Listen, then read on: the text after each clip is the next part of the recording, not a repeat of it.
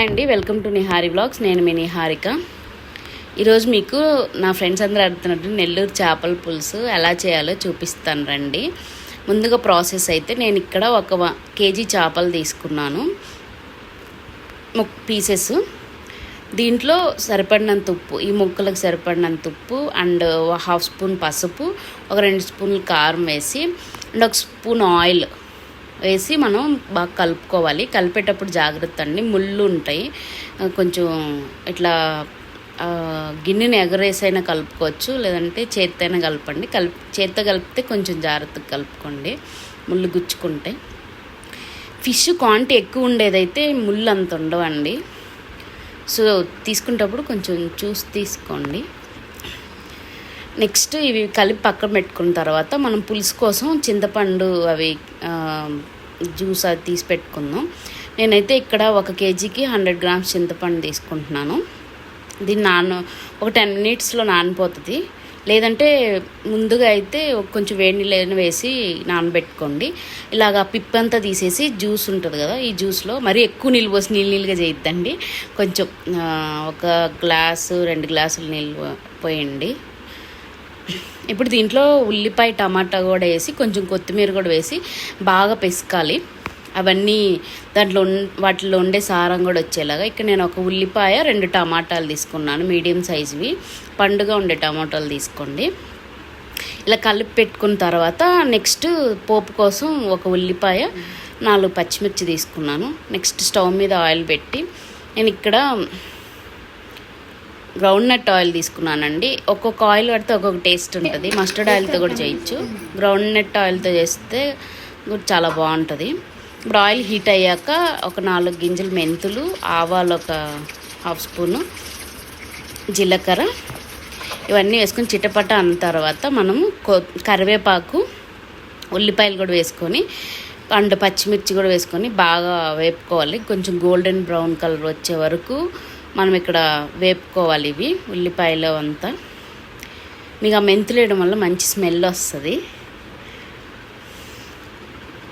ఇప్పుడు ఈ పచ్చి వాసన పోవడానికి, అంటే చేపలు కదా నీచు వాసన పోవడానికి ఇక్కడ మనం 1/2 స్పూను అల్లం వెల్లుల్లి పేస్ట్ వేయాలి.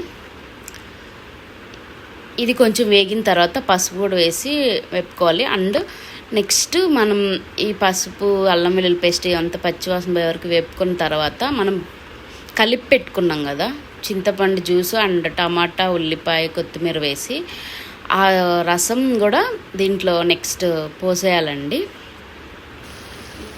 మీరు అవన్నీ వేయడం వల్ల చింతపండు పులుసు ఎప్పుడు కొంచెం చిక్కగా ఉండాలి. మరీ నీళ్ళుగా ఉంటే అది సముద్రంలా పోతూ ఉంటాయి వాటరు. సో కొంచెం చిక్కగా కలుపుకోండి, అప్పుడే టేస్ట్ ఉంటుంది. చేపల పులుసు అనేది చిక్కగా ఉండాలి, మరీ అలా చిక్కగా కాదు, మరీ నీళ్ళుగా కాదు, మీడియంగా. సో ఇలా పులుసు వేసుకున్న తర్వాత ఇప్పుడు దీంట్లో నేను ముక్కల్లో ఆల్రెడీ కారం వేసాను. ఇప్పుడు ఇంకొంచెం ఈ పులుసుకి సరిపడేంత కారం యాడ్ చేస్తున్నాను అండ్ సాల్ట్ కూడా వేస్తున్నాను. చేపల పులుసుకి నూనె, కారం, చింతపండేనండి మెయిన్. అండ్ చేపల పులుసులో వేసే పౌడరు నెల్లూరు చేపల పులుసుకి. సో ఇలా వేసిన తర్వాత ఈ పులుసు అనేది బాగా రోలింగ్ బాయిల్ అయ్యే వరకు మూత పెట్టేసి ఉడకనివ్వండి. అలా రోలింగ్ బాయిల్ అయిన తర్వాత మనము ఫిష్ ముక్కలు కలిపి పెట్టుకున్నాం కదా, ఆ ఫిష్ ముక్కలు కూడా వేసుకోవాలి నెమ్మదిగా. ఇది ఉడికే వరకు మనం హై ఫ్లేమ్లోనే పెడతాము ఫ్లేమ్ అనేది.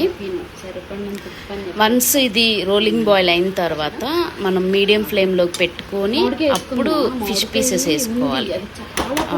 మరి హై ఫ్లేమ్లో పెట్టి వేసారంటే ఆ హై ఫ్లేమ్లోని ఫిష్ ముక్కలు ఉడికిచ్చారంటే తర్వాత మీకు చెదిరిపోతాయి ముక్కలంతా.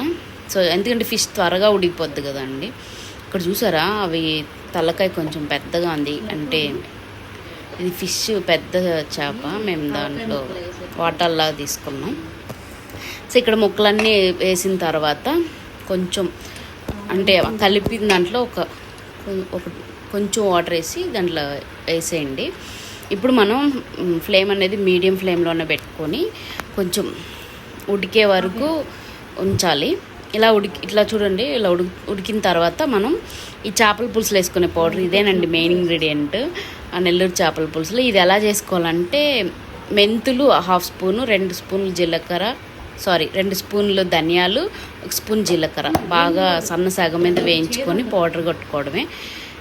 కొందరు ఆవాలు కూడా వేస్తారు, ఆవాలు వేసినా బాగుంటుంది. కానీ ఈ పులుసు ఏ పులుసు కూరలు వేసినా టేస్ట్ అనేది ఎన్హాన్స్ అవుతుంది. వన్స్ ఇది వేసిన వెంటనే మీ కూర వాసన ఇల్లంతా గుమాలించిపోద్ది. సో ట్రై చేయండి. ఈ పౌడర్ అండి చేసి పెట్టుకొని ఫ్రిడ్జ్లో అయినా పెట్టుకొని, లేదంటే బయట ఉన్న సంవత్సరం రోజులు కూడా ఉంటుందండి. మా అత్తమ్మ వచ్చినప్పుడు నాకు చేస్తుంది, చాలా రోజులు, నాకు ఒక 2-3 months ఉంటుంది. సో ఇలా ఆయిల్ పైకి వచ్చేంత వరకు ఉడకబెట్టుకున్న తర్వాత దించేసుకొని కొత్తిమీర వేసుకోవడమే. సో ఇప్పుడు చేపల పులుసు రెడీ అండి.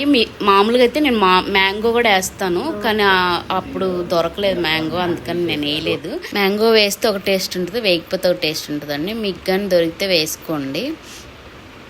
ఈ వీడియో మీకు నచ్చినట్లయితే please like, share, comment. Please subscribe to my channel. Thanks for watching అండి. బాయ్.